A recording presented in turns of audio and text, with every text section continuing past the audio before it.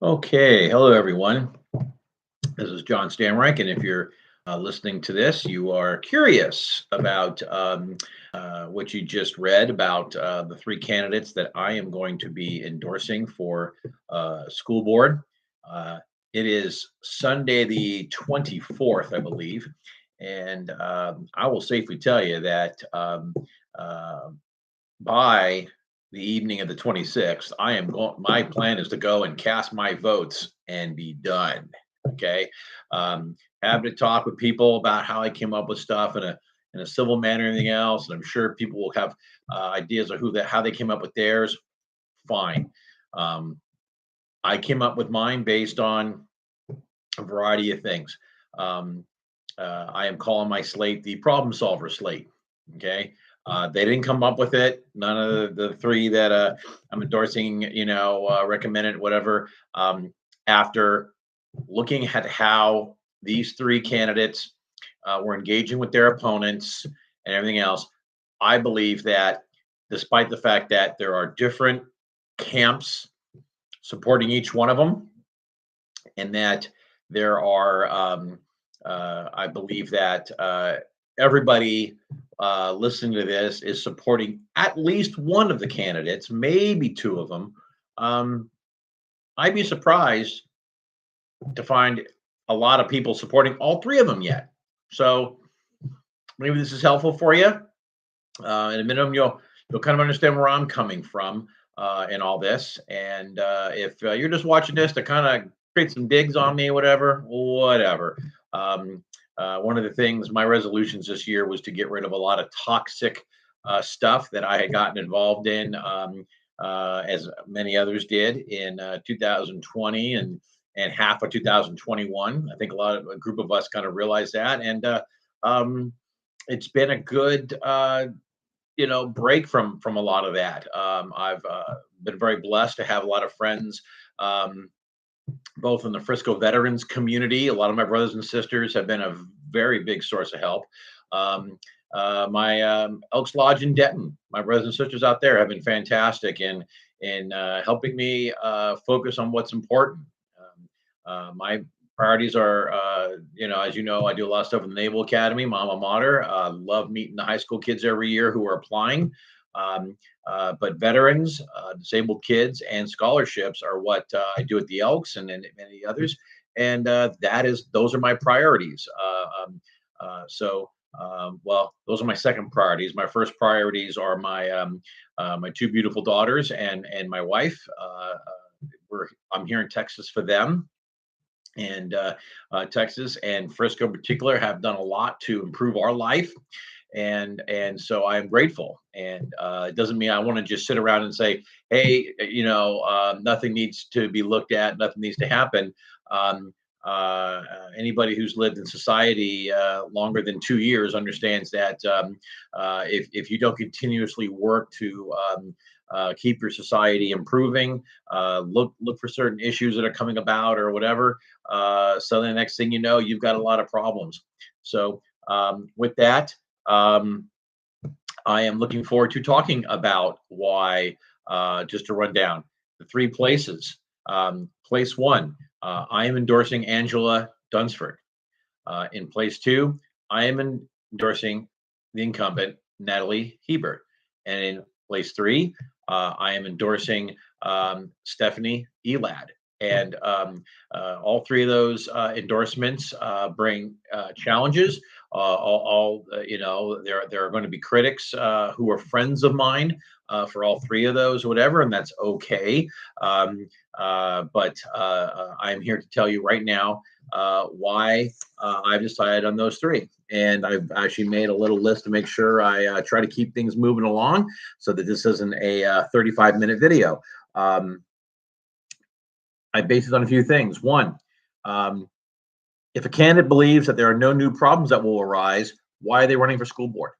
Um, I believe the 7 school board members need to be those that we think are best equipped and best willing to engage in future problems as they come up.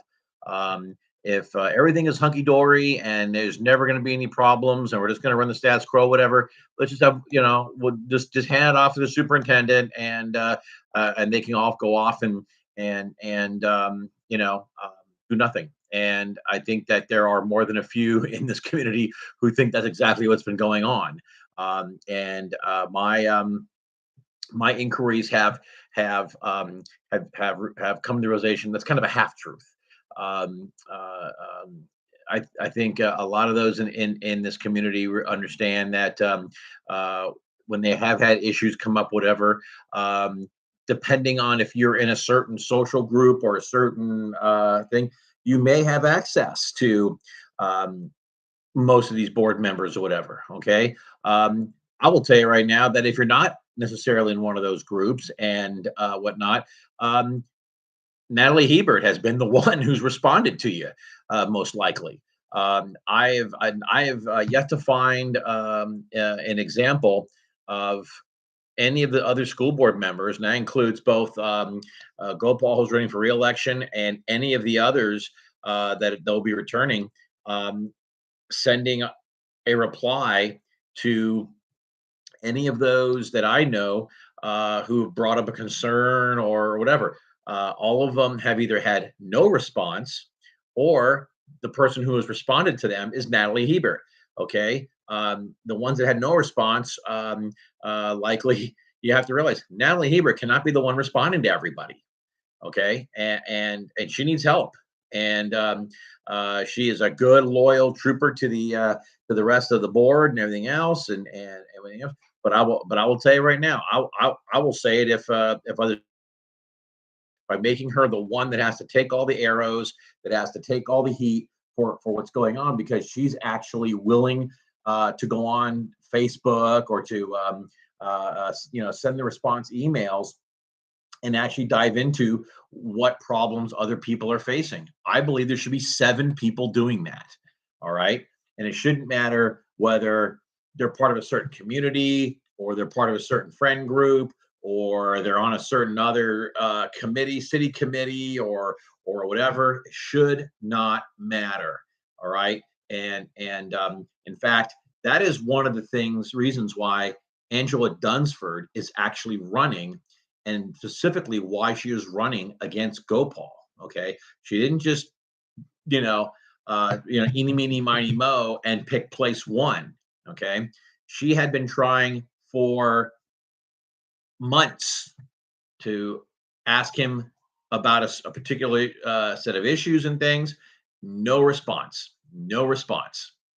And I believe there were topics that he was supposed to be the subject matter expert on. I believe that he was actually the person that he had been referred to, that she had been referred to, and no response. So that is what inspired her to run.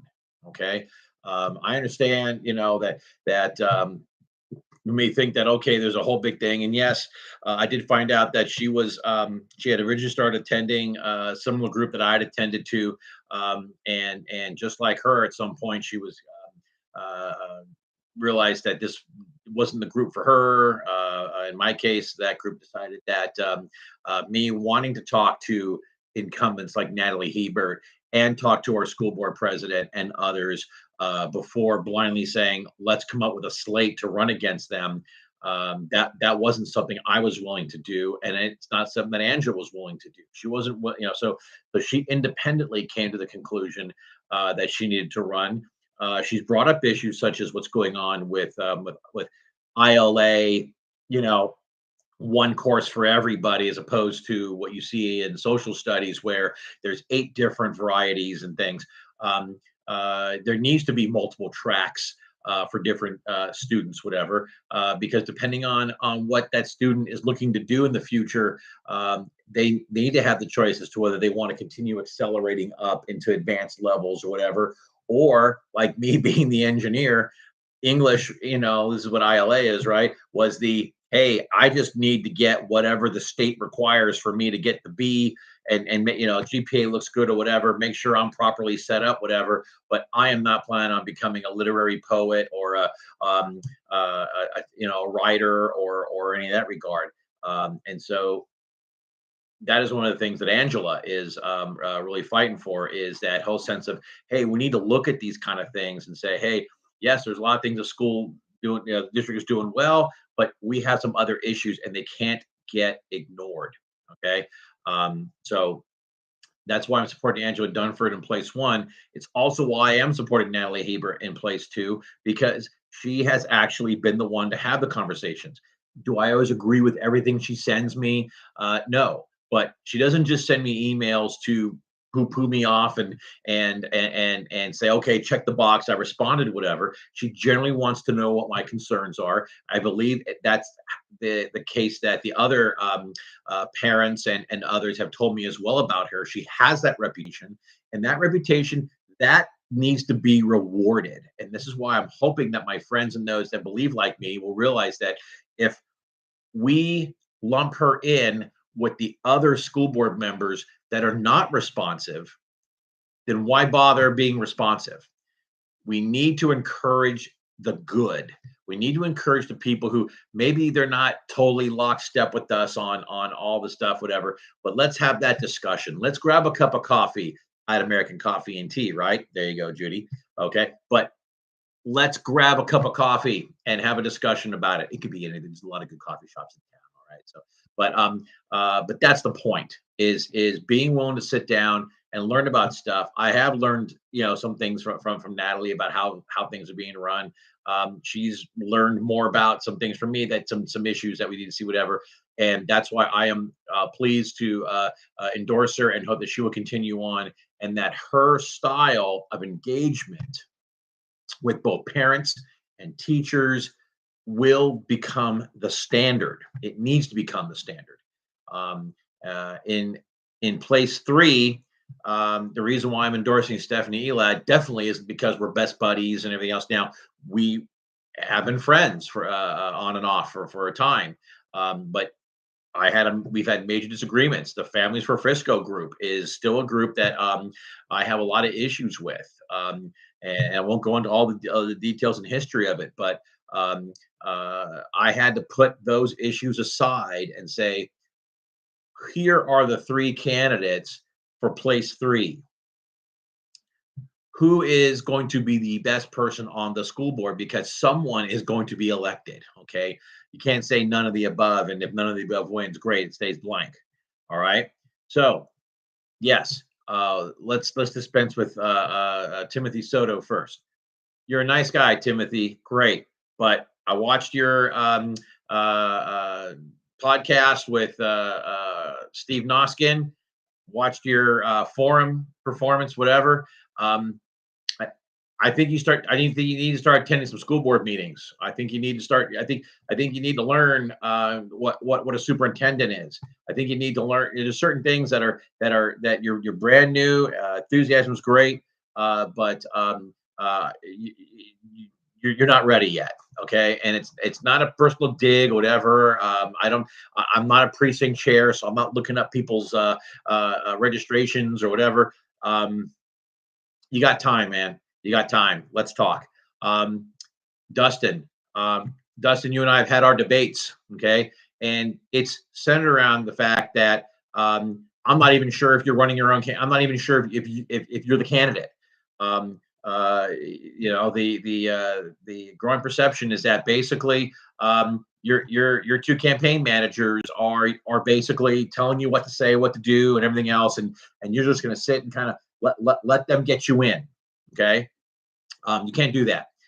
You have to have your own beliefs. You have to have your own position. You can't just be like, rah, rah, rah, everything's wonderful. In fact, a comment you made actually in the Frisco Enterprise really got to me. I'm not running because I see failure and want to be part of a salvage operation, but because I see excellence, I want to play a role in preserving and enhancing it. Okay.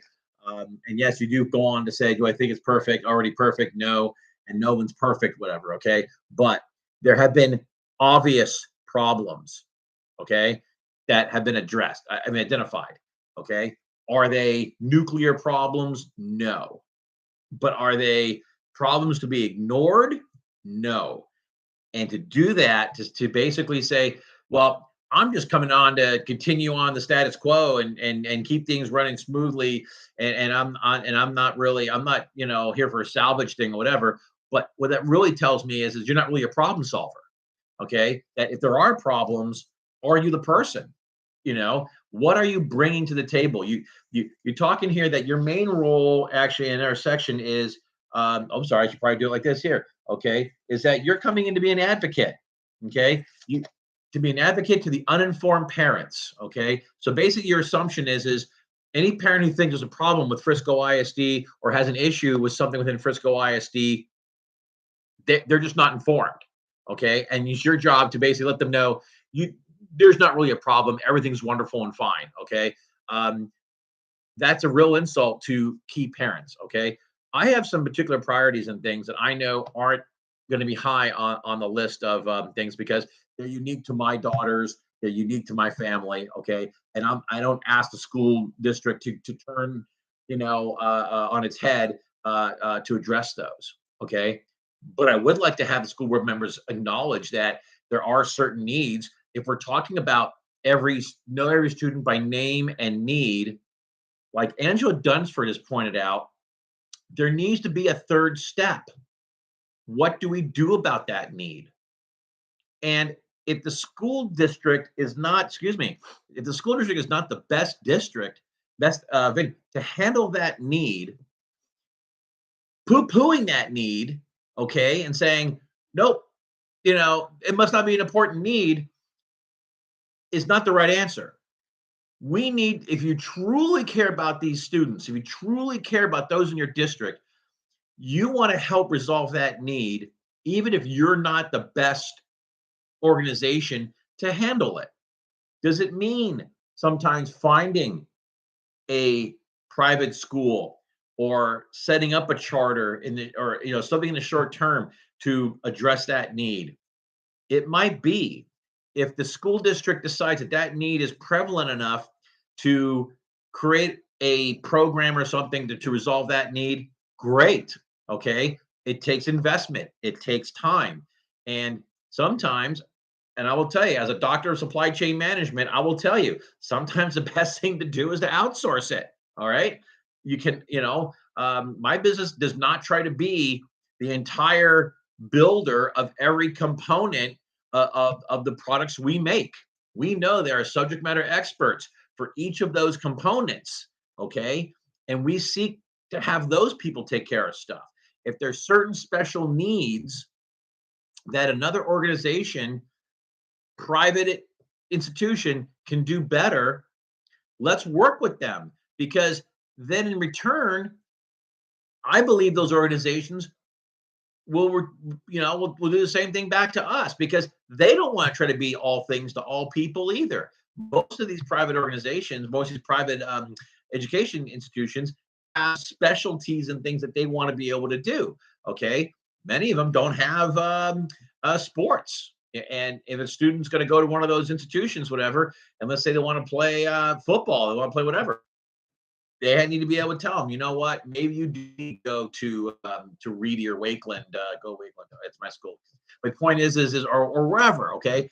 But that's what we need to be able to do. We need to be having that dialogue, every student by their name and by their need, but not just knowing what their need is. You could know a student has peanut allergy. If you don't do anything about it, you're not helping them. What do? We set up the peanut-free areas, right? Okay. We need to treat other issues like that as well, to make sure that we're not just learning about students' needs, that we show we genuinely care about those students' needs. And we also don't take it personally when we aren't the ones that can solve those parents that students' needs. We need to be a partner with these parents and get them what they need. So I believe that Stephanie Elad has identified another big issue, and I see I'm coming up on 20 minutes, so I'm going to try to wrap this up. Teacher retention. This is the big problem, not just in the education industry. This is a big problem everywhere, all right? Where if you're not a good employer, all right, you are suddenly going to find yourself trying to continuously replace good employees. In this case, good teachers. Okay. I would like to see our teachers stick around and become 10-year, 20-year, yeah, they can continue to grow. I want to support the ones that want to go on and get a doctorate, or those that, want to be able to continue to learn more about the subject that we ask them to teach, to continue. My high school teachers and junior high school teachers, I will tell you right now, I consider most of them to be the subject matter experts of the topics that they did. And it was great being able to come back from college, come back and see those same teachers there, visit their classrooms, and and thank them for being those people that got me through pre-calculus or got me through U.S. history, whatever it was. If teachers are consistently moving on every 3 years or 2 years because they have issues that aren't getting addressed and other districts can attract them, that is a big problem for us. And those who understand hiring, those who understand human resources, that like Stephanie Elad is pointing out, will tell you that most employees don't seek employment somewhere else just for money. That is the biggest misperception amongst management when it comes to hiring and trying to retain employees. That are there a few that do that? Possibly. Okay. They didn't get the raise they wanted or whatever, but there's a hidden issue in that one. They're not being appreciated. They think they're worth something. Great. Okay. But most employees, before they get to that stage, have a reason for not enjoying where they're at. Employees that are well taken care of, that have the benefits they need to take care of their families, to move forward, if they're single or and don't have the families, if they're looking for an employer that's going to continue maybe to help them with their education or something like that, or simply just be an employer that is going to allow them to continue living how they want to live and all that stuff, they're going to stay.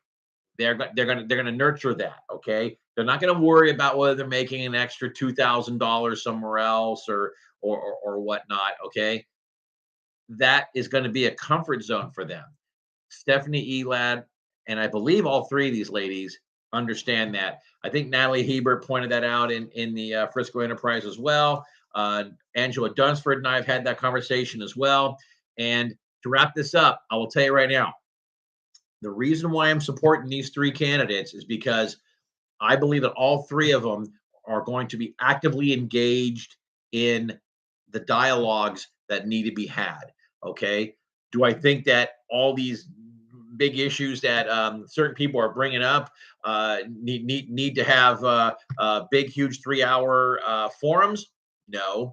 I think that the school district can find a few key people. I've offered to be one of those to address, for example, the library book issue. I don't think we need to be personally looking at every single book and going, hey, good, bad, or whatever. I think we do need to find out which local libraries have a few of these questionable books, and maybe a group of us take a look at them. They don't have to all be conservatives like me. Let's get a diverse group of us to sit down, take a look at a book, and say, this book is sitting here at such and such elementary school.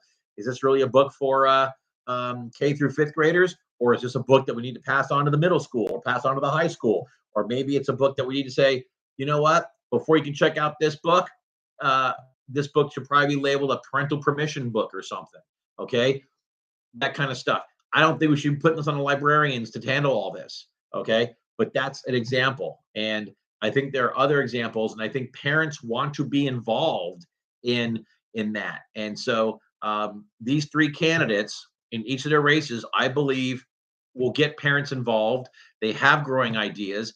I'm trying to think who else I haven't addressed. I'll quickly address the other two candidates running against Natalie Hebert. Okay, Marvin Lowe, you're bringing up this, hey, I don't want CRT in the schools and everything else. Great Tucker Carlson, message, whatever, my friend. But what I haven't seen from is, what are some specific examples? I'm sure you got some Facebook people who have posted this, whatever. I haven't seen that from you, though. Okay, those other people aren't running. Okay, you are. But also, What would you do to resolve that? How would you address that? How, what is, do you even know what the process is for reporting that or whatever? Maybe you do. Okay. It hasn't really come out yet. Okay. And that's really what's separating you from, I would say, actually separating you not only from Natalie Hebert, but it's actually separating you from Angela Dunsford and Stephanie Elad. Is the, hey, we go through the processes first, and then we see if the process is failing us, then okay, let's fix it. But if you haven't followed the process yet, you can't say the process is failing if you haven't followed the process. So let's work through these. But I think the mantra. I definitely believe that CRT is a big issue nationwide and everything else. Is it a big issue at Frisco ISD? I don't know that answer. I don't know enough to say yes, not enough to say no. The three people I'm endorsing, I think, are also willing to ask that question and basically address it as it needs to be addressed. Okay, I think we need to address things like a surgeon. I don't think we should come in with a huge pickaxe and everything else and start hacking up the patient. I think we need to surgically figure out where things are going on and everything else. And I do believe in preventative measures as well. I don't believe that you should have to wait until you had a fire in the kitchen to go buy a fire extinguisher. Okay, I don't believe that doctors should have to go figure out who shot their gunshot victim before operating on a patient. All right. Firefighters don't wait to find out what caused the fire before they go in and put out a fire. Okay. So, there's a combination of things. And I think these three candidates, Angela Dunsford, Natalie Hebert, and Stephanie Elad, are going to bring that kind of perspective. And if I have the opportunity to encourage everybody to vote for these three, I do. With that, thank you so much for listening. Apologize for the length of time, and take care. God bless.